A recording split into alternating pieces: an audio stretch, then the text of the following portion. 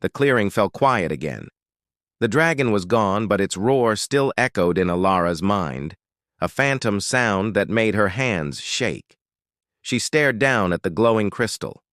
Its light was soft now, pulsing slowly, like a gentle heartbeat. A whisper escaped her lips.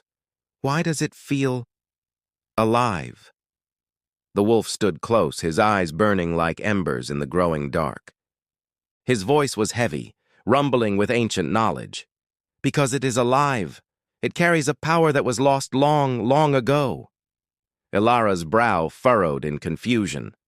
"My kind? What do you mean? I'm just human." A low growl rumbled through the air. "Yes, human. A race that once ruled this world, before the age of dragons. The crystals were their weapons, their shields, their hope. But they failed. The dragons destroyed them all. Or so they thought." Alara stared at the crystal, the weight of it suddenly immense in her hand. The visions came rushing back to her. A ruined city under a burning sky, soldiers clutching glowing stones just like this one. It all felt too real to be just a dream. She whispered, "So the dragons want this. That's why they're hunting me." The wolf shook his massive head. "Not only the crystal. They want you, Alara. The crystal has chosen you." Her breath caught in her throat. "Chosen me? Why me? I didn't ask for any of this." The wolf's eyes narrowed, sharp and unforgiving. "There is no home, not anymore. The moment you touch that stone, your old life ended." A cold dread tightened around Alara's chest, an ache that spread from her heart. She wanted to deny it, to scream, to throw the crystal away and run. But when she tried to loosen her fingers, they wouldn't open.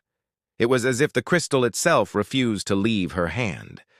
Tears welled in her eyes, blurring the pulsing light. "I don't want to fight dragons, I just want to be normal." The wolf growled again, not in anger, but as a stark warning. "Whether you want it or not, the forest has chosen. The dragons have chosen." The fog around them grew thicker, swirling like a living thing. The stones of the circle began to hum with a faint, ethereal light. For a moment, Alara thought she heard whispers inside her own head. The voices were strange, distant, speaking in a language she didn't know. Yet somehow, she understood. "Protect. Fight. Remember," the voices echoed, a chorus of ghosts. Alara pressed her hands over her ears, trying to block them out. "Make it stop. I don't want to hear them." The wolf's deep voice cut through her rising panic. "Do not run from it. The crystal speaks because it remembers you. You are not the first to hold it. Warriors and leaders came before. But you are the last." Her body trembled. "The last? What do you mean?" He stepped closer, his glowing eyes locking with hers. "The last hope of your kind." Alara's tears finally rolled down her cheeks. The weight of the world felt like it was crashing down on her shoulders. She had never asked for this. She had never wanted to be special. But now, the ancient forest itself seemed to watch her. The stones pulsed, the fog whispered, and high above, the sky rumbled with distant thunder, the rhythmic beat of colossal wings in the clouds. She whispered to herself, her voice breaking, "I can't do this! I can't!" The wolf growled softly, a sound of grim encouragement. "You must, or you will die. And if you die, all hope dies with you." Alara clenched her fist around the crystal. Its light surged, growing brighter, answering her fear with a wave of raw power. Her heart hammered against her ribs. She looked at the wolf, her gaze steady. "If this is true, then teach me. Teach me how to survive." For the first time, the wolf's growl faded into complete silence. "The path ahead is filled with pain. The forest itself will test you. And the dragons, they will never stop hunting you." Alara nodded, her fear hardening into determination. "I don't care. If I must fight, then I will." Before the wolf could answer, the ground shook violently. A deep rumble rolled under their feet, making the stones around them tremble. Ilara gasped, stumbling.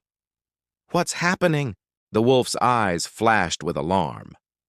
"The forest has heard you. It knows your choice. Now it will see if you are worthy." The earth split open. Roots as thick as pythons erupted from the ground. Trees bent and groaned, their branches twisting into monstrous claw-like shapes. The fog thickened until Ilara could barely see a foot in front of her. From the shifting shadows, shapes began to move, spirits of the forest, their bodies formed of gnarled wood and eerie light. Their eyes glowed a venomous green as they stepped into the clearing, circling the stone ring. Ilara's heart pounded in her throat. "What are they?" The wolf's voice was sharp, urgent. "The Guardians. The forest tests all who touch the crystal. If you fail, they will tear you apart." Ilara gripped the crystal, its glow spreading up her arm, wrapping her in a protective mantle of light. She stood her ground inside the circle, her fear now mixing with a spark of anger. The spirits stalked closer, their wooden claws scraping against the ancient stones. The air was thick with primal power. The wolf growled, standing firm beside her. "Do not show weakness. If you fear them, they will kill you." Ilara raised the glowing crystal high. Its light flared, a brilliant nova that pushed back the encroaching shadows. The forest roared around her, alive and watching. This was no dream anymore. The test had begun.